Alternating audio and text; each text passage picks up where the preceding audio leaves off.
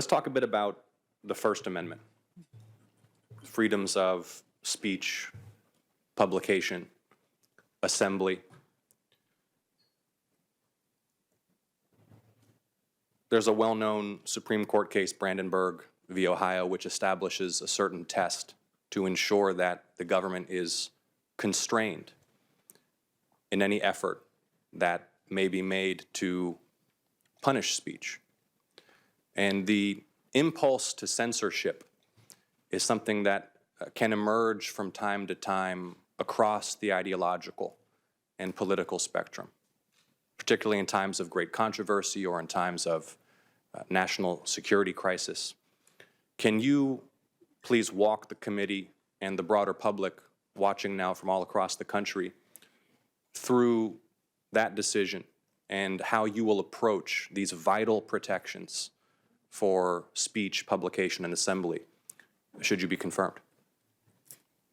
Thank you, Senator. Freedom of speech, publication, assembly is in the First Amendment of the Constitution. It is a core foundational protection against censorship. It is important in our constitutional scheme that people be allowed to express themselves, that ideas be exchanged. That is the groundwork for a vigorous and vital democracy.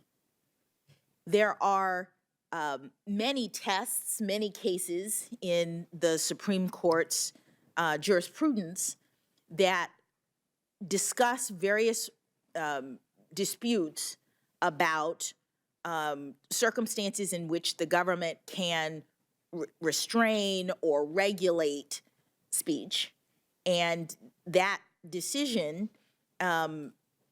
establishes to a certain extent that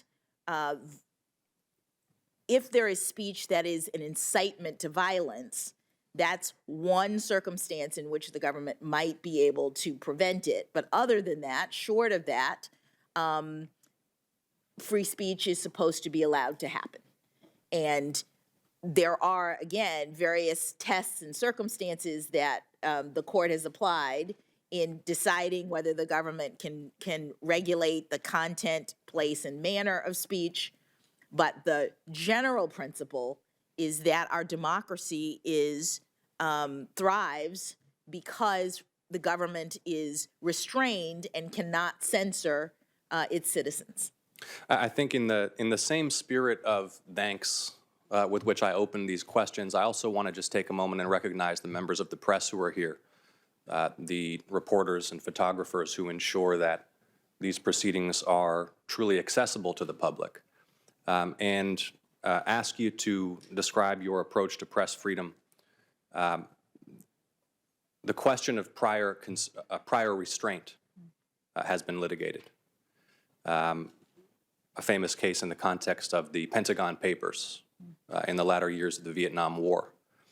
I believe for all of us on this committee, we recognize the vital role of press freedom in ensuring the free exchange of ideas, access to truth and debate in our democracy. How will you approach cases that implicate press freedom? Thank you, Senator. This is another area in which there is well-established case law that supports the freedom of the press to be able to write and report. There is a general obligation of truth in terms of the press, but also a recognition that sometimes there may be things that get published that aren't exactly accurate. And so the court in New York Times versus Sullivan determined a higher standard of liability for press. Things that are put out in the press have to be knowingly false. There's an actual malice test because the court was balancing concerns about libel, people claiming that they have been misrepresented in the press, with the need to allow the press to do their job. The overall understanding is that press freedom again, is one of the First Amendment freedoms that are undergird our democracy.